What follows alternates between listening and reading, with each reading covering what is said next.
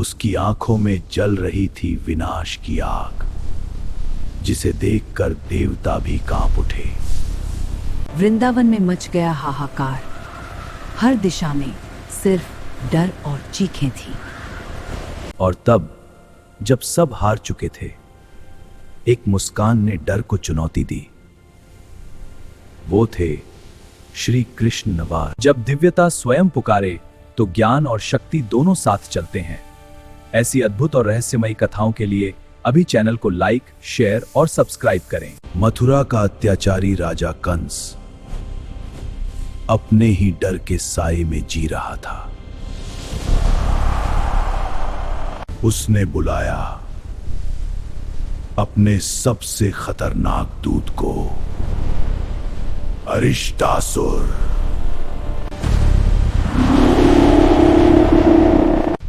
हर कदम के साथ वो बढ़ रहा था वृंदावन की ओर, जहां उसका इंतजार कर रहा था एक दिव्य टकराव।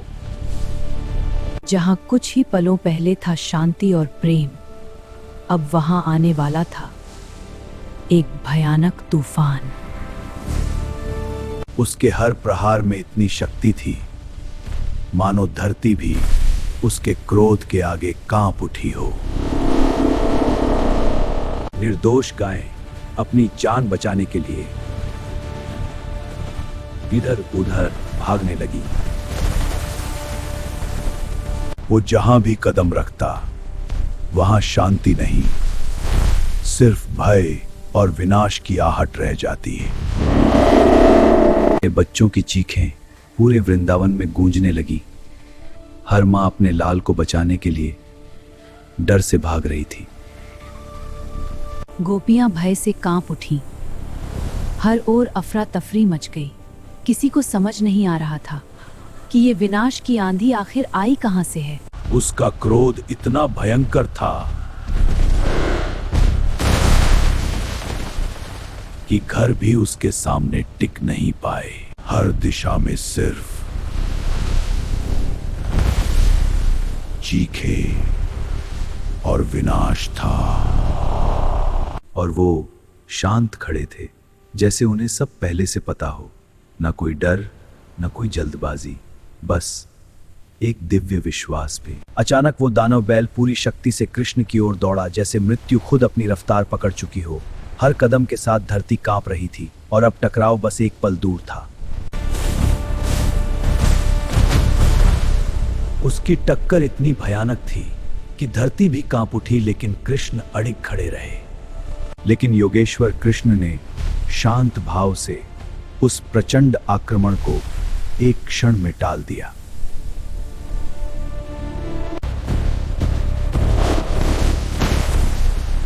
और उसी क्षण उसकी शक्ति उसके खिलाफ हो गई।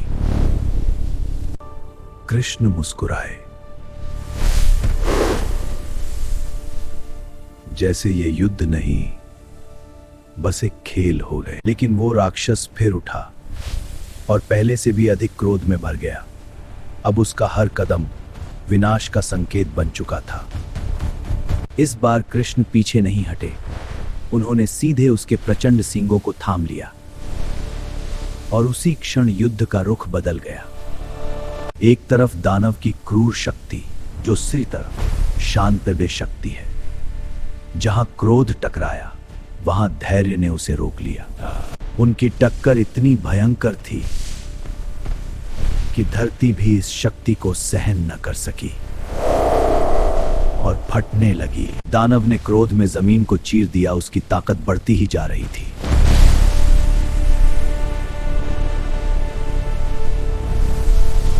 पर कृष्ण पर्वत की तरह अड़िग खड़े रहे। न भय, न क्रोध, सिर्फ दिव्य शांति और अटल शक्ति। क्रोधित होकर दानव गरजा और उसकी दहाड़ से पूरा वृंदावन। जब दानव का अहंकार चरम पर पहुंचा, तब कृष्ण ने अपनी दिव्य शक्ति दिखाई और एक ही पल में उसे पीछे धकेल दिया। अपमान और पीड़ा से तिलमिलाकर वह दानव भयंकर गर्जना करने लगा। उसकी दहाड़ से पूरा वृंदावन कांप उठा, लेकिन कृष्ण अब भी अड़िग खड़े थे। और फिर उस दानव ने अपनी पूरी शक्ति के साथ आकाश को चीरती हुई एक भयंकर छलांग लगाई। लेकिन वो कोई साधारण योद्धा नहीं थे, वो स्वयं थे।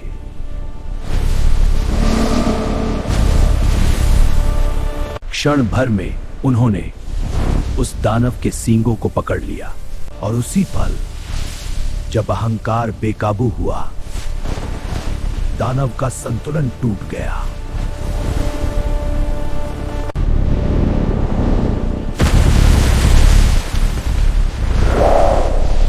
जब वो राक्षस भूमि पर गिरा, अब शक्ति नहीं, नियंत्रण था। और नियंत्रण धर्म के हाथों में था।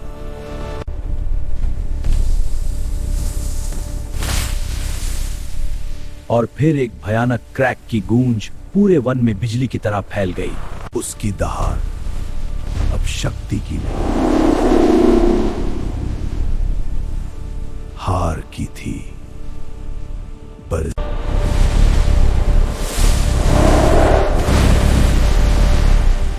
और उसी क्षण अधर्म का अंत हो गया।